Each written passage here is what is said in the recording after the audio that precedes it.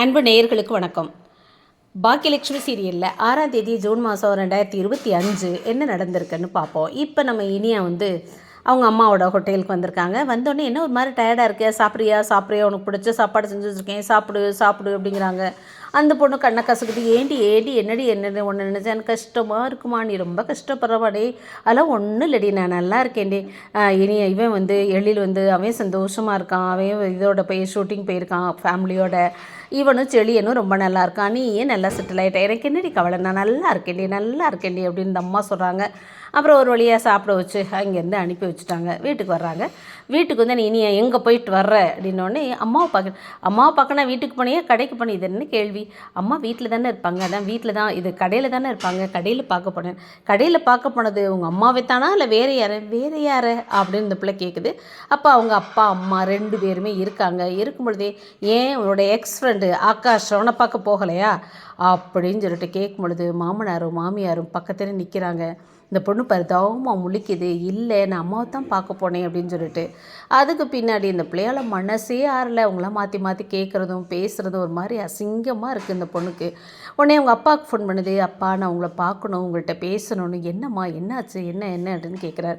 ஒன்றும் இல்லைப்பா, நாளைக்கு ஃப்ரீயாக இருப்பீங்களா, பேசுவோம், நேரில் பேசணும் அப்படின்னு சொல்லிடுச்சு. சரின்னு விட்டாச்சு. இப்போ அடுத்த நாள் காலையில் நிற்கிறாரு. நின்ன உடனே சம்மதி என்னன்னு கேட்குறாரு. இல்லை, இனியா பார்க்க வந்தேன். ஏன் எதுவும் வர சொன்னாலா? இல்லை எனக்கா பார்க்கணுன்னு தோணுச்சு, அதான் கூட்டிகிட்டு போகலான்னு வந்தேன் அப்படின்னு. கூட்டிகிட்டு போகிறீங்களா அப்படின்னா, ஆமாம் வீட்டுக்கு கெஸ்ட் வந்திருக்காங்க, ஊர்லேருந்து சொந்த உறவுக்காரங்களாம் வந்திருக்காங்க. அவங்க நாளைக்கு ஏர்போர்ட் போகிறது, ஈவினிங் ஏர்போர்ட் போகிறாங்க. அதுக்கு முன்னாடி இனியா பார்த்தே ஆகணும்னு ஆசைப்பட்டாங்க, அதுதான் கூப்பிட வந்தேன்னு கதையை விடுறாரு. கதையை விட்டோடனே அந்த அவர் நித்தீஷை கூட்டிகிட்டு போக வேண்டாமா அப்படின்னு அவர் ஒரு குண்டை போட்டார். உடனே அவங்க அம்மா இல்லை அவனுக்கு தான் வேலை இருக்குன்னு சொன்னான்ல. நல்ல வேலைடா, நமக்கு நிம்மதியாக இருக்குது.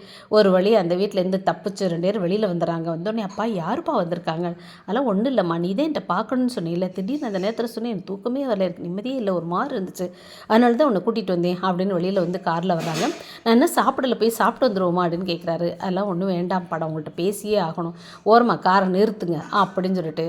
அப்பா, நான் உங்களுக்கு சொல்கிறதெல்லாம் கேட்குறேன்னு சொன்னேன்லப்பா, என்னோடய வேலையில் மட்டும் ஃபோக்கஸ் பண்ணுவேன்னு சொன்னேன் இல்லைப்பா, ஏன்பா எனக்கு கல்யாணம் முடிச்சு வச்சிங்க? என்னம்மா இப்படி கேட்குறேன், ஏன் உனக்கு என்ன பிரச்சனை? நல்லா தானே இருக்க, மாப்பிள்ளை நல்லா பார்த்துக்கிறாருல, வீட்டில் எல்லாம் நல்லா பார்த்துக்கணும், நீ சந்தோஷமாக இருக்கு. அப்பா, ஆகாஷ் பற்றி நித்தீஷ்க்கும் வீட்டில் எல்லாருக்கும் தெரிஞ்சு போயிடுச்சு. எல்லோரும் என்னை ஒரு விதமாக பார்க்குறாங்க, அசிங்கமாக பார்க்குறாங்க, அவங்களுக்குள்ளே பேசிக்கிறாங்க. நான் தனியாக இருக்கேன், அவர் என்னோட பேசுகிறதே இல்லை, என்ன ஆகுமோ என் வாழ்க்கைன்னு எனக்கு பயமாக இருக்குப்பா, சொல்லுங்கப்பா, பதில் சொல்லுங்கப்பாங்குது. என்ன சொல்ல போகிறாரு, என்ன பதில் சொல்ல முடியும்?